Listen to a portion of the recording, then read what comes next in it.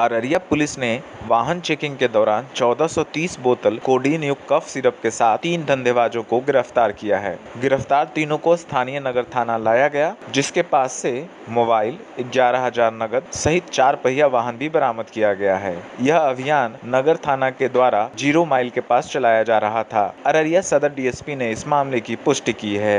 इसमें से 1430 बोतल कफ सिरप कोडीन युक्त जो है बरामद किया गया और इसमें चालक सुभान के अलावा बुफरान और साजेद नाम के बैरगाछी मालूमपाड़ा के 2 आदमी भी पकड़े गए। इन लोगों ने ये स्वीकार किया कि ये उनका ही सिरप इसको ढंग से बेचने के लिए ले जा रहे थे। कोई कागजात इनके पास नहीं थे, उनको गिरफ्तार किया गया। इनके पास से 11,430 रुपया बरामद किया गया और इन्हें गिरफ्तार करके जेल भेजा।